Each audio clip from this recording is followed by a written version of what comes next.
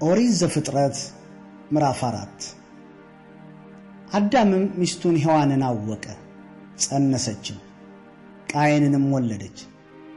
እርሷም ወንድ ልጅ ከእግዚአብሔር አገኘሁ አለች። ደግሞም ወንድሙን አቤልን ወለደች። አቤልም በግ ጠባቂ ነበር፣ ቃየንም ምድርን የሚያርስ ነበር።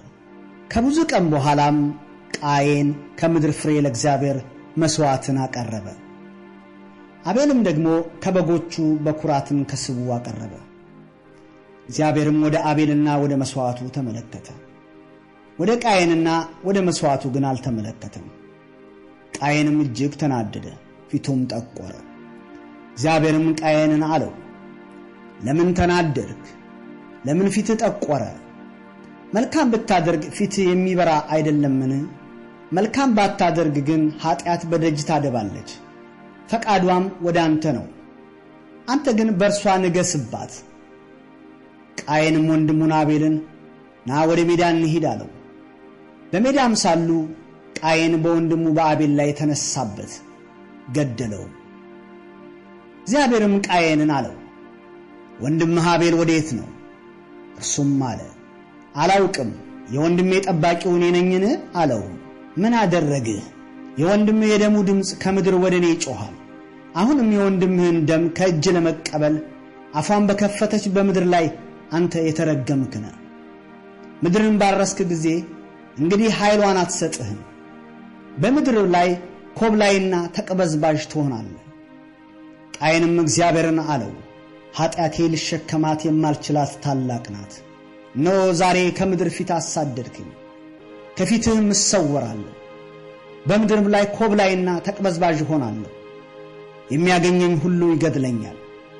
እግዚአብሔርም እርሱን አለው፣ እንግዲህ ቃየንን የገደለ ሁሉ 7 እጥፍ ይበቀልበታል። እግዚአብሔርም ቃየንን ያገኘ ሁሉ እንዳይገድለው ምልክት አደረገለት። ቃየንም ከእግዚአብሔር ፊት ወጣ፣ ከኤደን ወደ ምስራቅ በኖድ ምድር ተቀመጠ። ቃየንም ሚስቱን አወቀ፣ ጸነሰችም፣ ሄኖህንም ወለደች። ከተማም ሠራ፣ የከተማይቱም ስም በልጁ ስም ሄኖህ አላት። ሄኖህም ጋይዳድን ወለደ፣ ጋይዳድም ሚኤልን ወለደ። ሚኤልም ማቱሳኤልን ወለደ፣ ማቱሳኤልም ላሜህን ወለደ። ላሜህም ለራሱ 2 ሚስቶችን አገባ። የአንዲቱ ስም አዳ፣ የሁለተኛይቱ ስም ሴላ ነበር። አዳም ያባልን ወለደች፣ እርሱም በድንኳኑ የሚቀመጡት የዘላኖች አባት ነበር።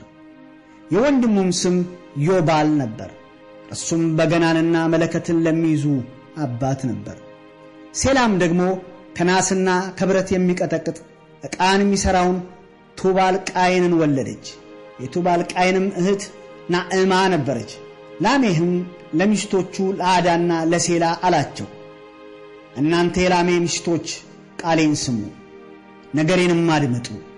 እኔ ጎለማሳውን ለቁስሌ ብላቴናውንም ለመውጋቴ ገድየዋለሁና ቃየንን 7 እጥፍ ይበቀሉታል፣ ላሜህን ግን 77 እጥፍ። አዳም ደግሞ ሚስቱን አወቀ፣ ወንድ ልጅም ወለደች። ስሙን ቃየን በገደለው በአቤል ፈንታ እግዚአብሔር ሌላ ዘር ተክቶልኛል ስትል ሴት አለችው። ለሴት ደግሞ ወንድ ልጅ ተወለደለት፣ ስሙንም ሄኖስ አለው። በዚያን ጊዜም በእግዚአብሔር ስም መጠራት ተጀመረ።